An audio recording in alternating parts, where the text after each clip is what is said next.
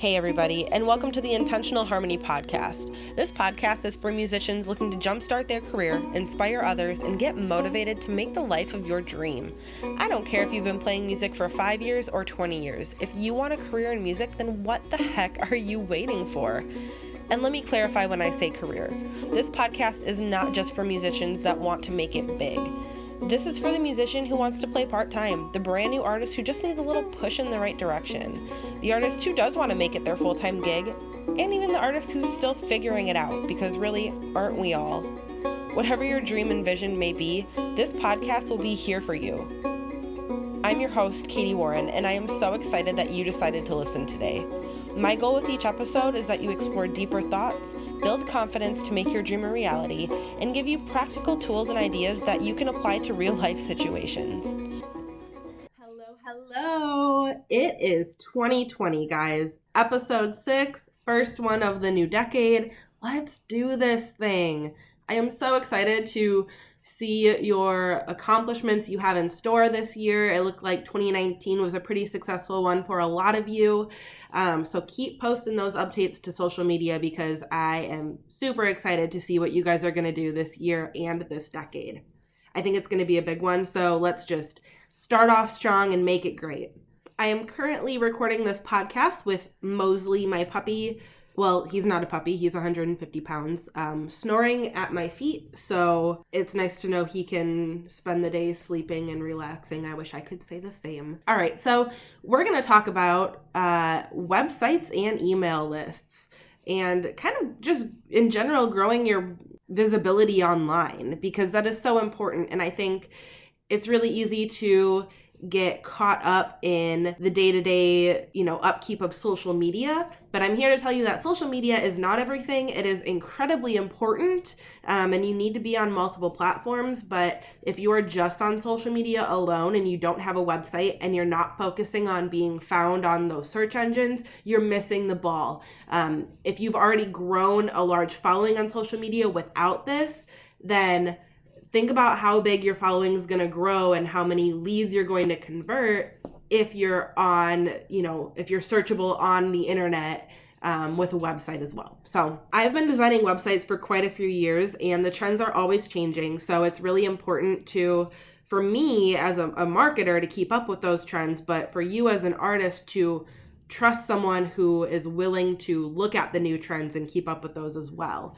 There is one thing that's not changing, however, and that's the importance to just have a website. So I always tell my clients, music or not, whatever industry, that if you don't have a website, you don't exist. And like I said, social media is great, but what happens when, our most popular platform where you have thousands and thousands of fans turns into the new MySpace, right? Now, I've heard MySpace may be making a comeback for the music genre, but we'll see about that. But your website is critical for a lot of reasons. And right now, my opinion and where the trends are pointing is that your website allows you to build a database or membership or email list or whatever you want to call it of people. And it allows you to showcase your talent highlights in one place. Okay, so it just brings all of these scattered ties and all of your different social media platforms into one single platform. So when you have a website, you're getting people to come there to subscribe to you and to buy your merch or buy your albums or just learn more about you, right? So you want to keep those people. And with the website, you can have a prompt that has them enter their email. What does that do? It just gave you ownership of their email address. Okay, so let's say, God forbid, Instagram or Facebook or both go down. Okay, probably unlikely, but your fan base that you've worked years to build up just disappeared like that. There is no getting those followers back. Maybe your account glitches. I don't know. It's technology, right? I work in the digital marketing space, and although I love technology, it's not fail-proof, right? There can be errors, there can be glitches, so please, please, please do not just rely on your social following to build your community up. Those thousands of followers that you had are now gone in the blink of an eye. Okay, so dramatic, right? But just take a second and imagine if one day you went to go post on social media and you opened your account and then everything is gone. Would you still be able to sell your music and be successful after that happened? Chances are slim that it would, but after you've worked so hard to build your fan base, why would you not make sure that that fan base is quote unquote insured by keeping them all in an email list, right? It's so important that you own essentially a part of those people. Email's not going anywhere. Even if you don't use email a lot, it is one of the best forms of marketing out there because a lot of people do. There's more email users than there are Facebook users. Millions and millions and millions. So you want to keep an email list. That'll always be relevant. It's a great way to send people updates and have a lot of personal ties with people that's just not throwing a post out there on Instagram or Facebook or tweeting something out. So that can be part of your website, and it should be part of your website. But how the heck do you even build a website? Lucky for you, it's pretty easy just to do a basic website these days. Platforms like Wix, which is my personal favorite, GoDaddy, Squarespace, tons of them are out there, Bandcamp, they all allow you to create a website without needing to learn coding. They provide easy templates that you can customize. It doesn't have to look like a robot built your website. You can really add some personal touch in there. But it does take some time. So if time is a concern and you're really growing as an artist and you're out there performing, maybe you're working a full-time job, you're like, Katie, I don't have time for that. That's okay. You can hire someone like myself who freelances on the side to design websites. There's a ton of people out there. I would love to design your website, but they're out there, so just look for them. Go on sites like Upwork or shoot me a DM even.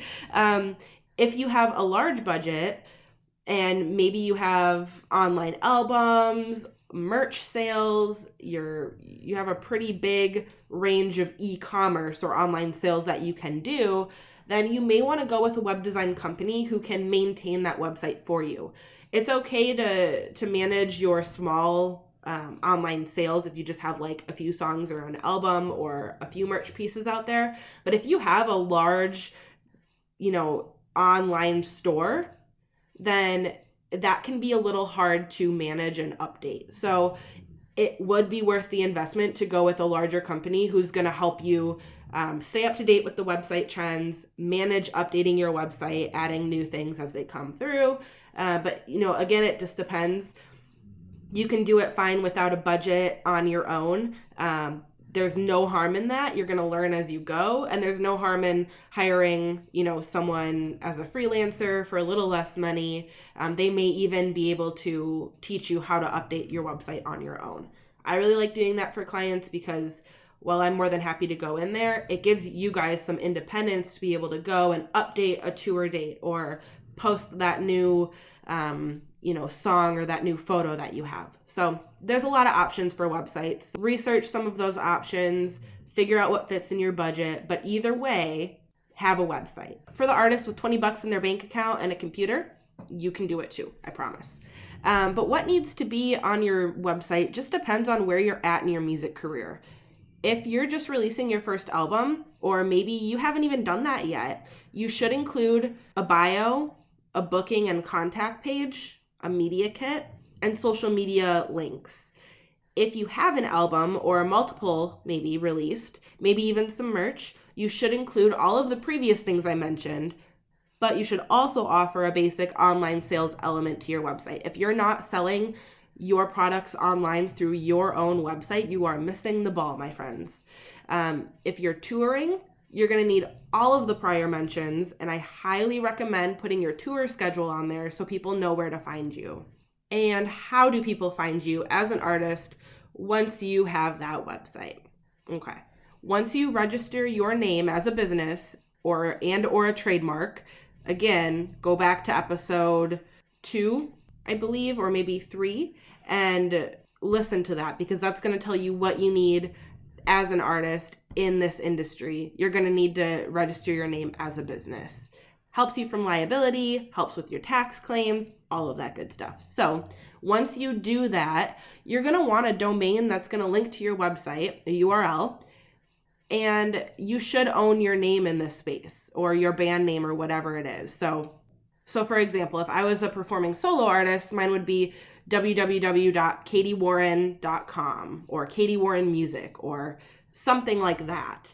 If you have a popular name, your URL may be taken and you may need to get a little bit creative. Lots of options with that, but you need a custom URL. Don't just have it be like .wix site or something like that. Have a .com, a .net, a whatever. But have a .com or .net, something like that. And once you have that, you can create your Google business profile. So SEO is a whole other subject that I want to tackle, but not quite yet. But Google basically is going to pull from various sources to make you a general profile. But I do not recommend just being okay with it. Not all of the information is going to be accurate. Google pulls from a lot of different sources and it's pretty scattered. And that's just hoping that Google finds you and recognizes you as a business. So you're going to want to go in there and create your own Google business profile, because then you're going to be able to change your information. It's going to be accurate and it's going to give you as much control as possible with your online presence on that search engine. So people always use the term SEO. It stands for search engine optimization. There are a lot of things that go into this. And a lot of it's going to be on the back end of your website within the code. This allows your website to essentially be searchable. It gives these little tags for the search engine crawlers to find on your website and to relate them back to what people are searching with. There are ways to help your SEO apart from just within the code, such as blogging, creating online profiles with consistent information, meaning your Facebook bio, your contact info. All of these different sites are matching up with Google and your website. Just have your information consistent across the board. This is just another reason why it may be in your best interest to either have someone familiar with SEO and design take on your entire website, or help you with SEO after you have designed and created the site.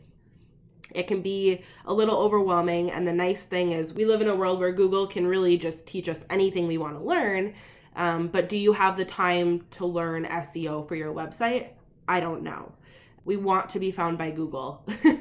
That is so important. If you're on social media and you have, this fan base that you're building and they're trusting you, they're going to go to your website. And if they can't find you out there, you might as well just wave goodbye. So, things you should consider for your website. Invest in a decent web plan. So there's a lot of sites out there where you can pay for a year subscription. If you choose a free plan, there will be ads all over your website, and it's going to hurt your SEO. You're not going to be hardly discoverable at all on those search engines. Along with that, you're going to need a URL that reflects your brand or your artist name. You're going to need to renew that as well every year, every few years, and it could be pricey up front. But bottom line is a decent web plan and a URL that matches your band and artist or brand in general is going to be worth it. It's all part of just owning another part of your brand. Another important thing is to have a speedy website. Websites can load really slow if you have a ton of different elements on there. So I recommend using the 3 same fonts across all pages of your website. Use JPEGs rather than PNG files because Google recognizes those a lot easier on your website. And just use subtle animations. You can make text spin in, and you can make words flip and pictures flip and float up and all of that crap. But don't go crazy with it, because the more animations you have on your website, the more it's going to need to load. That doesn't mean you can't have any, just, don't go crazy with it. Try and keep your colors the same throughout. So this should match your brand. Whatever colors you're using on your album, whatever you're using in your social media, all of this should just fit together like a perfect puzzle piece. So, if you've been using black, gray, and orange, make sure those are the featured colors on your website. Create a logo is the next thing if you haven't done this already. Make sure it's visible. It should be seen on your homepage, at the footer, way at the bottom of the page. This gives people an easy symbol to just recognize you by without reading all of the words. Also, get to the point. A blog is for long explanations and storytelling. The only part you should really expand on your website is your artist bio, where you tell the story. The rest of the text on your website should be short, sweet, to the point. The user should know exactly what you're getting at within the first few sentences. They're not going to read pages and paragraphs of information on that website, unless, of course, it's your artist bio and they want to learn more about you and your story, so they will sit and read that if they want to. Always offer a subscribe button. This is huge, you guys. Back at the beginning of this podcast, when I was talking about your email list, you need to own a list of emails, okay? These are like your hot leads that are going to buy your music and follow you on your tours and follow your journey, and they're already subscribed on social media. This is like the perfect audience. So you need to have a subscribe button on your website. It should pop up for the new visitors that enter your site to put in their email and subscribe.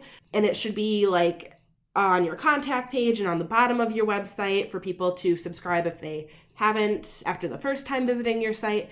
It is so critical that you start building an email list if you have not already. Have your social media links visible on your homepage and on your contact page. That's how you get a lot of new followers if they've just discovered you from word of mouth or on Instagram, but they also have a Facebook. It allows them to follow you on multiple platforms. And make sure you have booking details, but a contact for more information. You don't want to put your booking price on there because you want to be able to negotiate this. This is definitely negotiable. You don't want to lowball. Obviously, if someone's willing to pay you $1,200 rather than your $1,000 booking price, you don't want to just give that away on your website. If I could have you take away one thing from this podcast that is actionable, just research your options out there.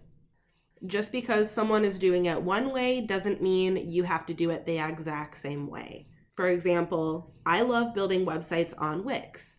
I'm comfortable with it. I've done a lot of different industry professional business websites on Wix, but I know a lot of people love GoDaddy, and I know a lot of musicians love Bandcamp. So just because someone is telling you to do it one way does not mean you have to. Your music is your own style. It is your own brand. So you really should do the research and just know what's out there. Websites come at a lot of different price points. It could be over $1,000 if someone's going to design a website for you, and it could be multiple hundreds of dollars a month just for them to maintain it. Or on the opposite end of the spectrum, it could be like $150 to build your website for the year, and then you don't have to pay a monthly fee if you're going to be the one maintaining it. Some freelancers charge $50 to $100 an hour to update your website. So honestly, it really just depends. But the actionable step I want you to take right now is to just research what's out there and see what web platform or what service fits your vision better as an artist. Look at other musician websites as well. One of my favorite ways to get inspiration is to look at people that I admire or I follow on social media, see their website, what they're doing, not to copy it, but just to get some ideas of what's out there in a very similar space as you. Some research. Type in that artist, for example, type in their name online and see how searchable they are. Do they come up at the top of Google? Why is that? Maybe visit Facebook and Instagram, and if they have a blog, and see what elements are consistent, and that may clue you into what they're doing to get up on the top with good SEO. As always, I'm here to help. I specialize in musician websites. However, I create websites for all different kind of industries. So if you have any questions or you want me to look over your website, I can absolutely do that for you. Just shoot me a DM on Facebook at Intent Artist Management or on Instagram with the same handle. And just know that I'm here for you guys for any advice or, consulting or web design, whatever you need.